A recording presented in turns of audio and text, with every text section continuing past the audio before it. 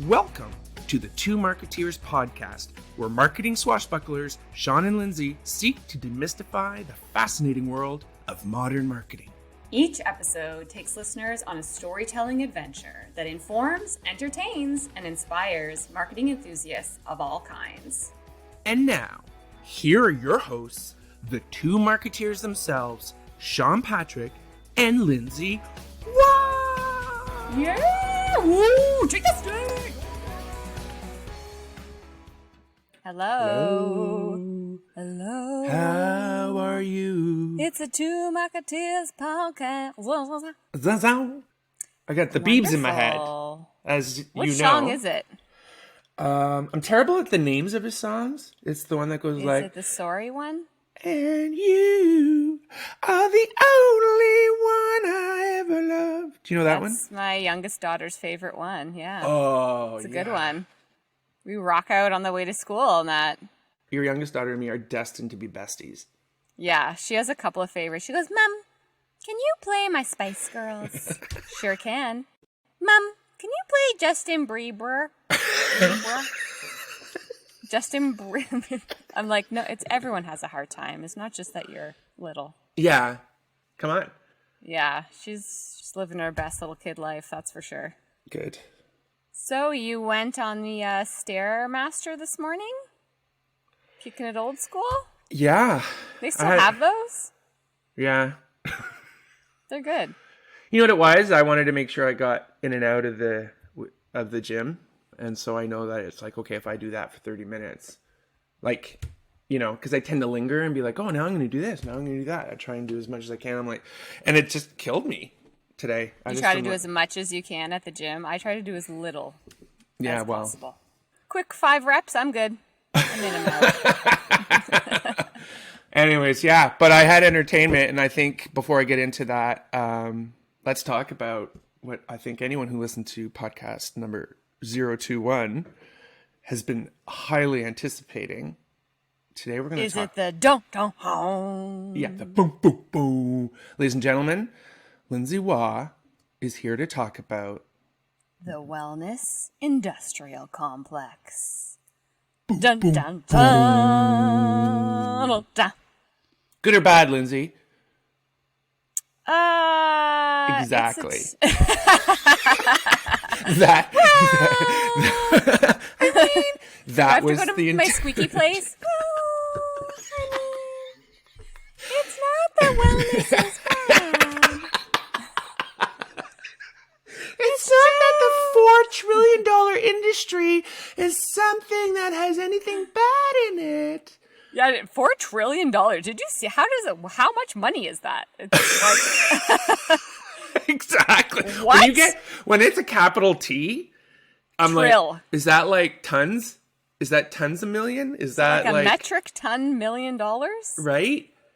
How much is that? I think it's more than a bajillion. Like, I think trillion is just, it's kind of like what megabyte was when I was, in 30 years ago, where it's like, whoa, I got 1 megabyte of storage. And now I just bought a new phone that has 128 gigs.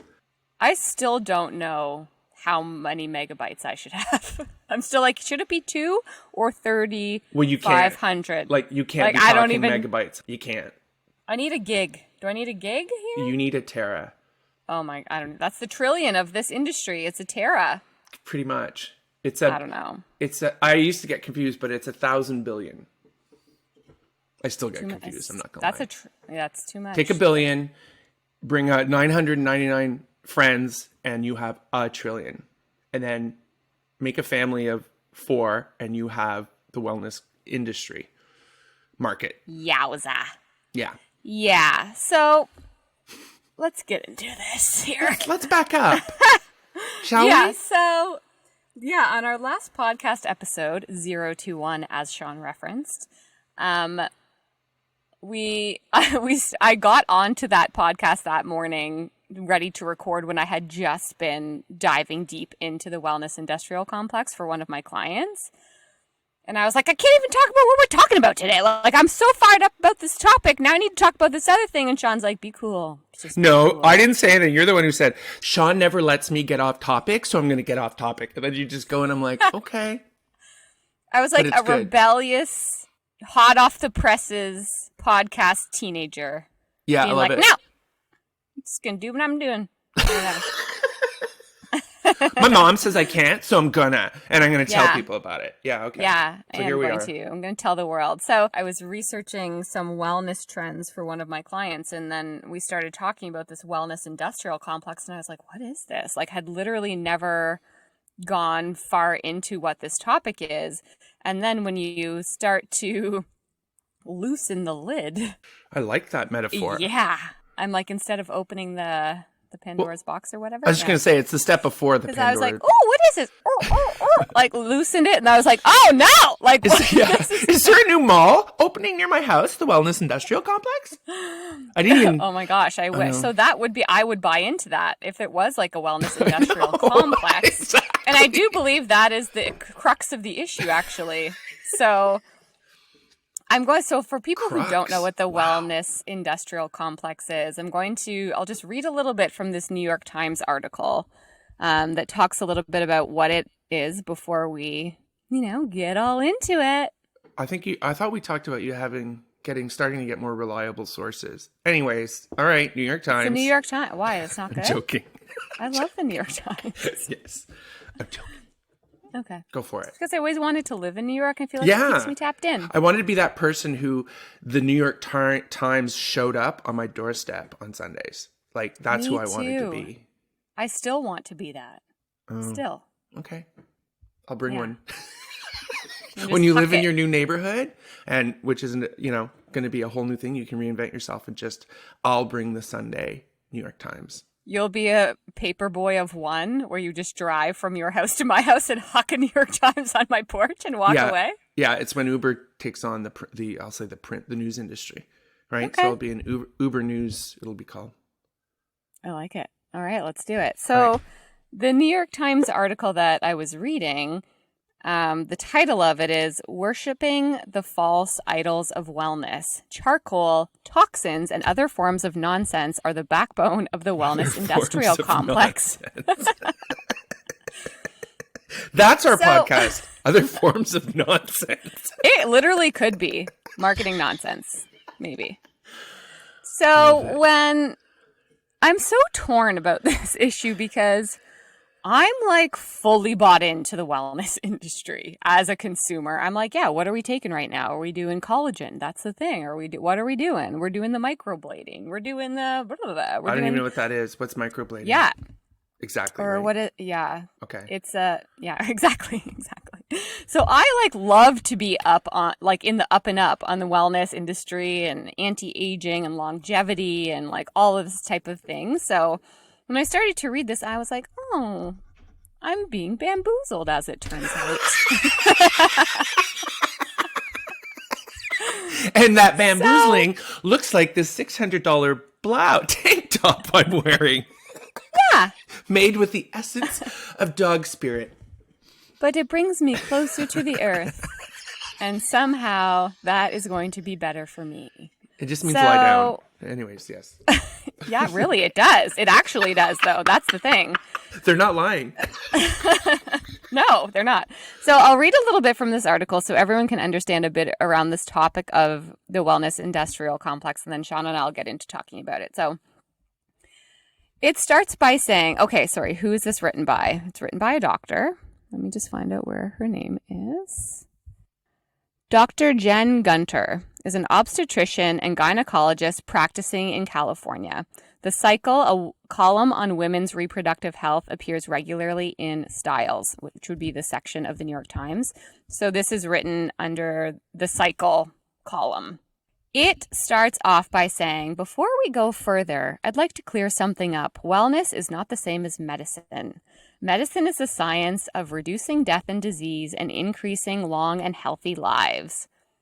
Wellness used to mean a blend of health and happiness, something that made you feel good or brought joy and was not medically harmful, perhaps a massage or a walk along the beach, which I would take both of those right now. That'd be amazing. But it has become a false antidote to the fear of modern life and death. The wellness industry takes medical terminology such as inflammation or free radicals and levigates it to the point of incomprehension. Levigates? The resulting levigates. Yeah, Wow, I don't think I've ever said that word before. I just wanted to make sure you Levigates. didn't get the word wrong, and I had to call you back. So we have to No, re-record. You made up a word. Levigates. Levigates? Okay. Is that correct? I don't know, Word but of it's the in day, the title. everyone. It's in the title, I'm telling you right now. That's a value add service we are now providing, which is called the Word of the Day. Sean and Lindsay have never heard. So the resulting product is a DIY medicine for longevity that comes with a confidence that science can only aspire to achieve. Right. Let's take the trend of adding a pinch of activated charcoal to your food or drink. While the black color is strikingly unexpected and alluring, Is it? it's also what? Yeah. No. Yeah, I know. Or scary? Is it Yeah. scary? I don't know. Kind of scary. It is alluring, I guess. It's sold as a supposed detox in quotation marks. Guess what? It has the same efficacy as a spell from the local witch. And even though they say that, and I feel like that is true, I'm like, how much charcoal do you add? Exactly. That's the problem. I'm interested. So it says, maybe it's a matter of aesthetics. This is my favorite part. Wellness potions in beautiful jars with untested ingredients of unknown purity are practically packaged for Instagram. How true is that? Yeah, and that's just not, that's a really interesting observation for me because I'm not that active on Instagram. I don't see how pervasive it has become in particular forms. I hadn't seen that. I mean, I think this is the big shift, especially during the pandemic, around like dermatologists and health and wellness professionals on TikTok and luring in moms and like mid-30s people who are now starting to get on TikTok. I feel like it's all about this kind of stuff. Well, there's a few things, and it's really coincidental, but as Lindsay was working on a big client in wellness, I was working on an individual launching her business in wellness. And there's been an incredible amount of new businesses being launched by individuals. That is what the sideline they've always wanted. And when you think about if there's not 4 years of medical school, 28 years of medical school, right? This wellness seems so accessible and so easy to become a master of and focus on how you sell that to others. Like it's a real racket. Yeah. So anyways, I can hear your beautiful dog with sad sounds in the background, and I feel like he is empathizing with us as to the confusion of the wellness industrial. He's like, oh. He's like, I want to believe as well, Sean and Lindsay. It is slightly disappointing that we can't believe. So it says toxins, as defined by the peddlers of these dubious cures, are the harmful effects of modern life that supposedly roam our bodies, causing belly bloat and brain fog. For without these toxins, there can be no search for purity. Clean tampons, clean food, clean makeup. There are also sacred acts and rituals to follow, and if you have unlocked the right achievement level, you will release your inner goddess. So it talks about, peddling the negative to then be able to be a cure for the positive, but it's not necessarily that those negatives are validated or true in any way. So they say medicine and religion have long been intertwined, and it's only relatively recent that they have been separated. The wellness industrial complex seeks to resurrect that connection. Ancient cleansing rituals with a modern twist, supplements, useless products, and scientifically unsupported tests. Here you go. This is a different stat, but the dietary supplements are the backbone of wellness, make up a $30 billion a year business, despite studies showing that they have no value for longevity. So that's just the dietary supplement part of it. Which is a part of that for teratrillion. Yes. Yeah, so dietary supplements alone, they say the backbone of wellness, make up $30 billion a year. And they say that only a few vitamins have ever been proven to be medically beneficial. So things like folic acid during and before and during pregnancy, as well as vitamin D for like bone structure and things like that. So all of these other supplements, like me taking a bunch of collagen that's probably just being broken down in my stomach and not used by my body, is actually the part of this $30 billion a year supplement industry. Why would one take collagen? One tip, like they say you take collagen for like this might not sound great, lubrication, like in the body, so like hydrating your skin, hydrating your joints, and like all of that kind of stuff. But that collagen is something that's naturally produced in your body and degrades or is reduced over time. So when you take collagen supplements, you're still bringing back some of that, you know, vitality to your skin and your joints, but it actually apparently doesn't have much ingesting it doesn't have medical. Right. Yeah, a dermatologist I was speaking to recently for one of my clients was saying that, you know, the acid in your stomach is too strong to actually make the collagen beneficial. It doesn't get anywhere for you to be able to absorb it. So you're kind of just taking it, your stomach digests it, and nothing happens. So I'm like, really? I guess let me just pop over to Amazon quick and cancel something if you don't. I think it's that idea of they play with that idea of, it's like, well, okay, well, how could it hurt?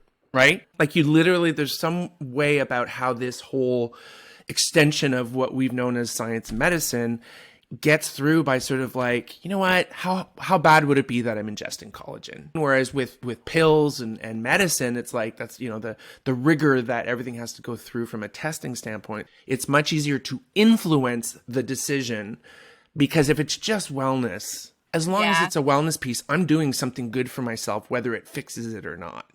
Totally, but I think that's where they're saying, you know, and the reason why we brought this topic is from kind of the marketing and brand kind of side of it. Like people feel like the strength of marketing and positioning of some of these messages is almost what's bamboozling people into spending a ton of money on stuff that's not actually going to work, with being sold to you by saying like, hey, you're not good enough, you're not ever going to be good enough, but if you take this supplement and you pay this money, you might get closer, but really you're kind of never going to get there. So it's that kind of toxic loop that they say is just more tricking people into buying things that they think are going to make them feel well, when it doesn't have a lot of scientific validation. Yeah. So they say the wellness industrial complex has managed to pervert the narrative and make supplements a necessary tool for nonsensical practices, such as boosting the immune system or fighting this war on inflammation. And they say moving the kind of product that churns the wheel of the wellness industrial complex requires a constant stream of fear and misinformation. Look closer at wellness sites and many of their physician partners, and you'll find a plethora of medical conspiracy theories, whether it's kind of vaccines and autism, or bras and breast cancer, cell phone and brain cancer, all of these things that are... God, it's so broad. Say, no wonder it's 4 trillion. Yeah. Well, they say the narratives are being twisted, you know, to bring people in, and it's all through this notion of fear. And the thing that I think is really interesting, where they say most people think that they will be immune to these fringe ideas, but science says otherwise. We all make the mistakes of repetition for accuracy, a phenomenon called the illusory. Yeah. You guys can know. You guys can. Is that it? You guys figure it out. Yeah.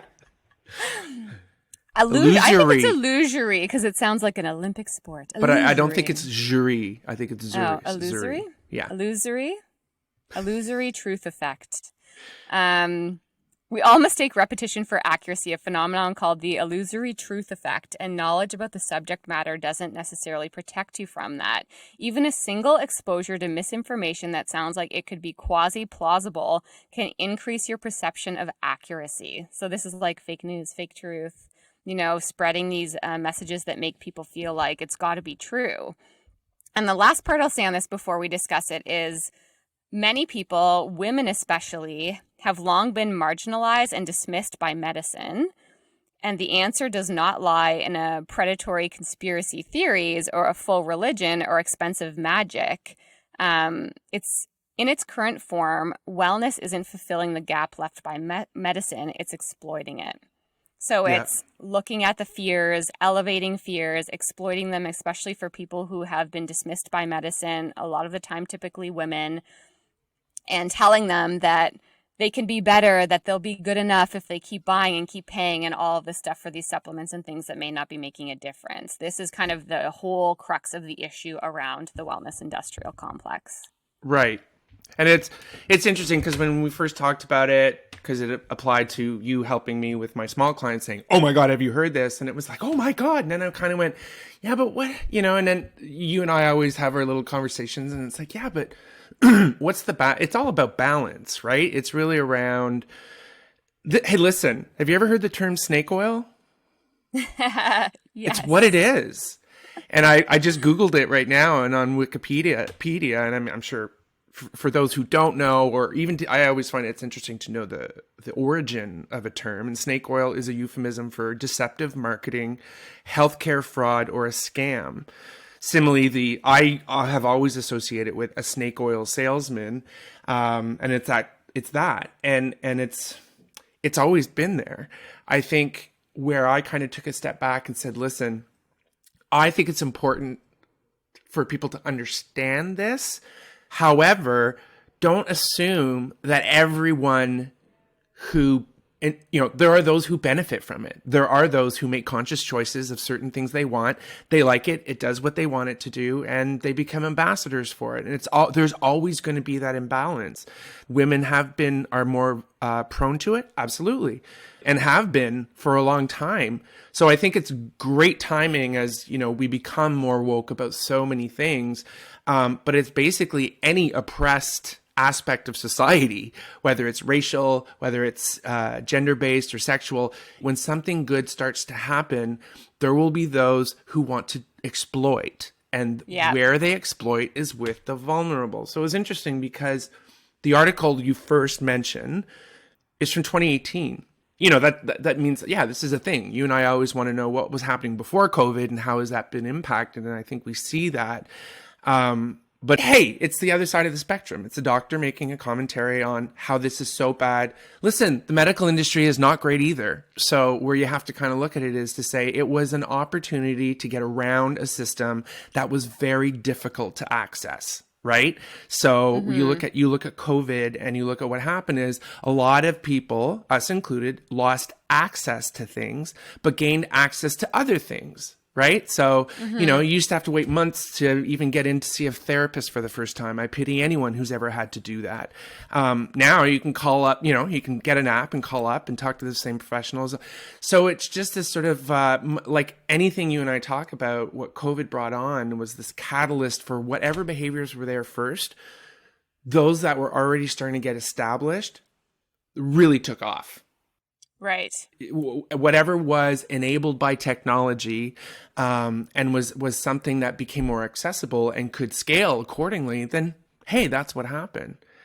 So I love the conversation because you and I have said this as well. Is it a bad thing? Is it a good thing? It's like, look, you can't look at this as one moment in time. It's not one particular dynamic and this is nothing like this has ever happened before. It's like... Right. Or a bad thing or a good thing. It's not like, we're not saying like, this is bad. Ugh. And it's not about marketing is the bad thing. This is what, you and I had this deep conversation, and marketing just does the job. And if the intention is evil, that's what's identified, right? So, it's the problem is the marketing. No, the problem is all these people who have an idea that goes beyond doing good for people, and people want to make money. And this happens, and marketing is the means by which they do it. Absolutely. But that's my take on this whole sort of backing away from it's a marketing issue. Mm-hmm.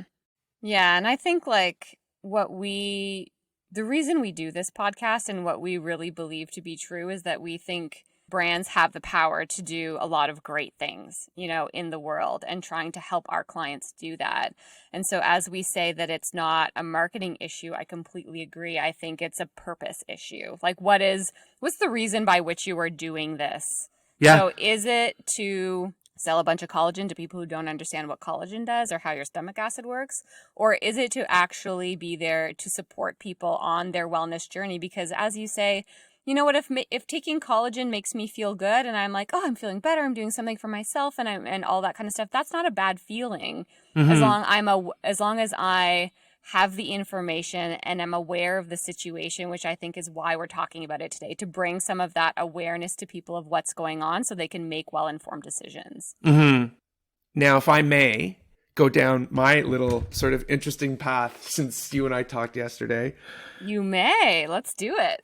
So what I'm talking about is when I was doing the research, I'd say the first recognized brand that was called out as a perpetrator in this wellness industrial complex in my search was Goop. Yeah. Gwyneth Paltrow's brand. Right. And I had heard things about it. I had heard, like, my wife watched one episode on, I don't know, it was Netflix or something. And to be quite honest, it's not for her. Right. Because I loved it. Right. I binge watched all of those episodes, and I don't even have the time to do that. I did it. And that's about the last that I heard of it. I mean, as far as Gwyneth Paltrow, I've neither loved her nor hated her. I think she was a good actress in most things that I've seen. First heard about her when she was Brad Pitt's fiance in one of the best movies I've ever seen, which was Seven. And she's such a good movie. Best movie ever. I'm still creeped out thinking about it right now. So anyways, she's always been this brand. She was one of the first sort of, what I'll say, a celebrity vegan. She was always doing these somewhat extreme things and bringing new movements forward. And then she had the cooking show with Mario Batali, which was like, she was vegan. Mario Batali is as carnivore as you can get. If you know any of his restaurants or his whole belief. She's always been this interesting sort of, she does push the envelope in areas, and I respect that. But then I went to this, like, what is this Goop? And let me look. And I went to the website because there was a lot of negative stuff being said over this whole thing. The main reason was because the woman who wrote the article, Gunter, they referenced in one of the interviews with her that, like, Goop is her nemesis. Then I go to the website and I went on a hate journey because... You did? Oh, yeah.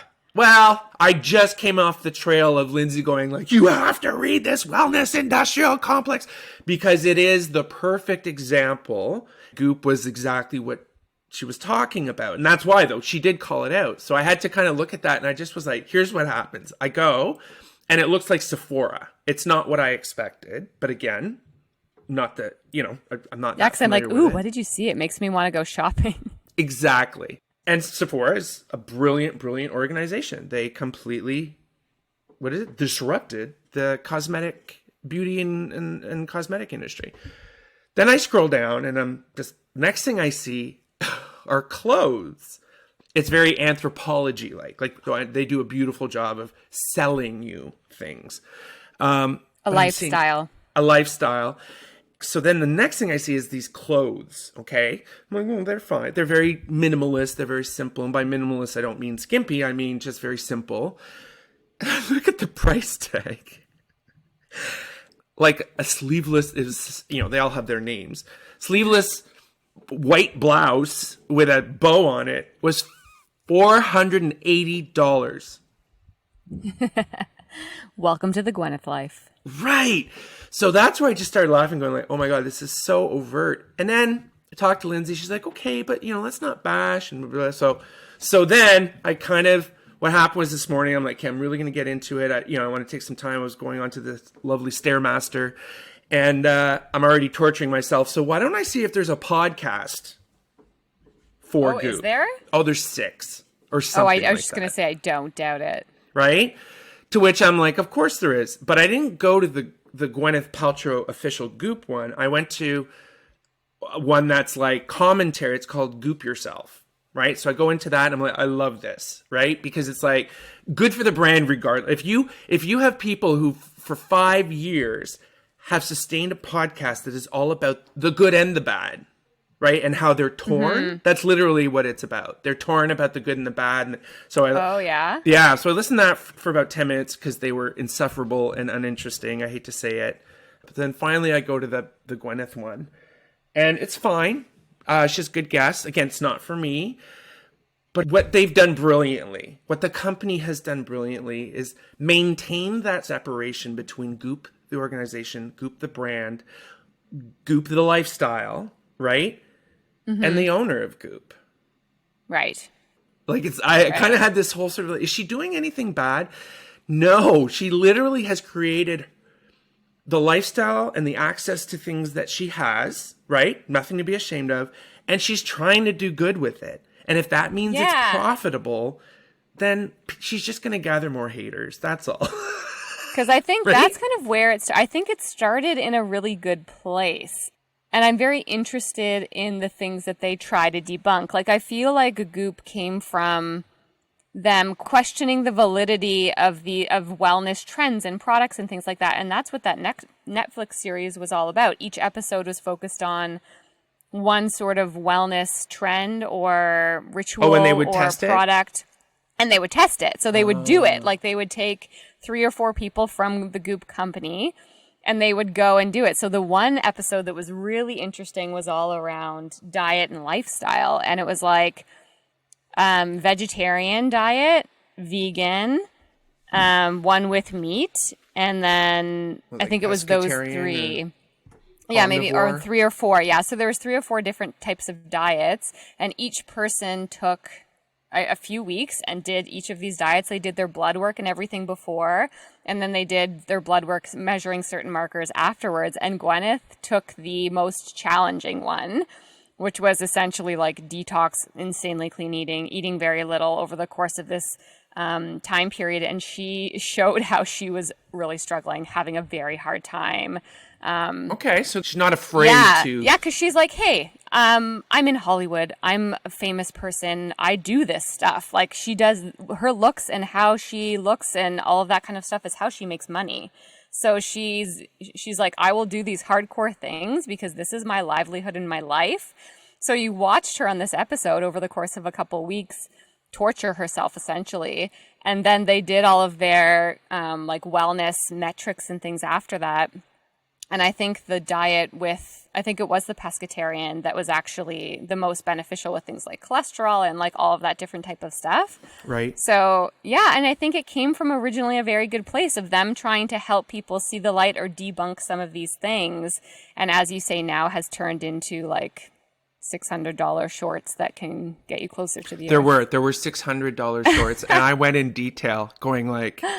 They're made of angel tears, so whatever that's worth. As long as angels didn't make it in a sweatshop, I'm okay with it. Yeah, it's tears of joy. So yeah, I looked at both sides. I looked at it all, and I'm like, listen. I mean, the intro of her podcast, like her trailer includes Oprah. So it's that sort of the more successful it'll be. But it was just an interesting, like, they do it so brilliantly. Is like you just gave an example of is the human aspect of there's a level of flawedness. Is that a word? Flawedness. It is now. It's the crux. There, I did it again. But anyways, it's just been a journey for me to be like, I can't hate this because it's kind of like she has actually, even when you hear her and she'll interview someone, she talks about her past, it's like, I feel like a real dick saying this, but how hard has it ever really been for you? And then I hear myself. I mean, we don't have to judge Gwyneth. We don't, but she puts herself like there's not like, yeah, they got nailed for a couple of missed claims. I want to talk about the vagina stuff a little bit because that'll get more listeners. But there's been some false claims and they make all this news about it. And I've seen nothing where she's like adamantly defending. It's sort of like, okay, so what's there to defend? Like, you know what I mean? If you're I think it's like $100 and something billion, I don't know, it's huge. But I think she's working it well. There you go. I'm just saying, I'm trying to think of where would so much hate come from because she's never done a bad thing. She's just a good person. Yeah, it's because she's amazing, looks great for her age, and is successful and has launched this business. And she's more than just an actress, and people don't like that. Yeah, and she's married. She was married to the most amazing rock star. Okay, so can we move away from the hate? Yeah. Okay, so we're almost done. I have to tell about the Jade Eggs. Can I talk about the Jade Eggs? You heard about them, but do you know what they do? I do not. No, okay. Go for it. Okay. You know they have to do with a vajayjay, right? I do. Okay. So here's right from the site, and there's a lot of controversy around this, and this is just one of a few that basically has now barred them from making any medical-like claims on any product, which is like, that's fine. They seem to say, okay. Yoni eggs, I think they're called, harness the power of energy work, crystal healing, and a Kegel-like physical practice. With a wife with 3 children, I know what Kegels are, but Google it if you don't. Insert the egg into your vagina and feel the connection with your body by squeezing and releasing the egg. Wow. And then it tells you, like, step 1, wash your egg with soap and water. Yeah. Gently insert the egg into your... maybe the first and the last step. Yeah. And then it's like, until next time, clean your egg after use and before using again. Keep it in or on a space that is sacred to you or has good vibes. You keep the jade egg in a place that has good vibes? That's in the instructions? Yes, I'm not like saying this. So what I love about it is one of her big things is we shouldn't be ashamed to talk about these things. I love this. Do you know how much it costs? It looks like a little Easter egg. Happy Easter, everyone. It's $86 Canadian. Oh, it's not as much as I thought. Anyways, and what's the candle? Smells like my vagina. Huge seller. I mean, I can imagine why. Sorry, can I clarify that? Can I clarify that? The egg doesn't, the candle doesn't smell like my vagina. It's the name of the candle. I'm not sure why we're letting Sean be the one who talks about all of this vagina business. Because it is a vagina business. The candle is titled "Smells Like My Vagina," and it's very popular. Now over to you, Lindsay. This is the funny thing about that, though, is that this is where I'm like, is it not negative? Because the part of it that I like is that...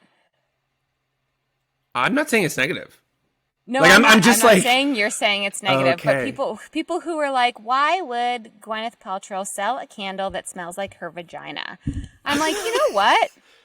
Women are allowed to talk about what their vagina smells like. Like, exactly. We are not going to be...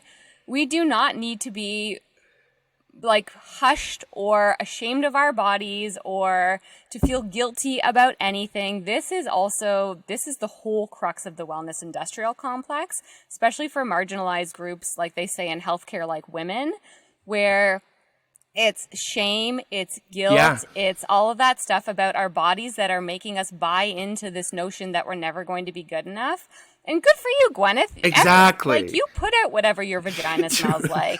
No, it's put as, no, the person who buys it is saying it smells like, that's how I see it. It's like, it's that empowerment and is like, it truly is the antithesis of what the article was about, because there's no claims being made here. There's nothing, right. Do you know what I mean? It's just saying, doesn't it feel good to buy something that literally has that label on it? It's so transparently. Yeah. It's like, no, it's not going to fix a medical condition. It's just, it's making a statement, and a statement is be bold. You know, it's that movement. She's trying to say women should feel very comfortable talking about their sexuality. Yeah, and because your body when they is don't, not bad. Yeah, and when they don't, need to be fixed. Bad things happen, and that is societal. It brings it back to what is at the core of this wellness industrial, the exploitation. So I'm just like, no, I think it's brilliant. The guilt that then makes people buy stuff, and it's people who are out for not great purposes that are getting marginalized or vulnerable groups into buying things because they feel bad about themselves. That's the problem. Yeah, and when you price it, it's called "This Smells Like My Vagina." $98. And again, not a bad thing is to say, look, I don't want a bunch of people spending the money they don't have. If there's someone there who saved 2 months of their paycheck when they don't, to buy a $600 pair of shorts, that's not Gwyneth's fault. It's not Goop's fault. They're not trying to talk to that person. Yeah, people need to be aware of what the messages they're seeing and the information they're being fed and how that plays into their decisions. But more power to you. If you make your decisions with an open eye, is I think all we're trying to say. And then to say, you know, from a brand perspective, put the way that you're helping people before the way that you're selling to people. And I think that's apparent here. I think that's her purpose. Yeah. Her purpose is clear. And it's doing good for the right people. But the more successful she'll be, the more she'll be the target of hate. Right. And I think that's she's okay with that. Celebrities for you. What are you going to do? You know what it's like, Lindsay.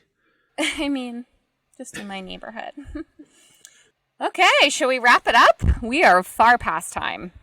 It's been a crazy one, Lindsay. So thank you. Happy Easter. No, thank you. Who knows when people will listen to this, but happy Easter to you too. Yeah. Oh, we never said it's Good Friday. Awesome. I will see you next week. Sounds good. Thank you. Thanks, okay, everyone. Have a great day. Bye. Bye. Have a great day. That's it for this episode, my fellow marketeers. Thanks for listening. We hope you enjoyed it. If you did, subscribe to this podcast at thetwomarketeers.ca.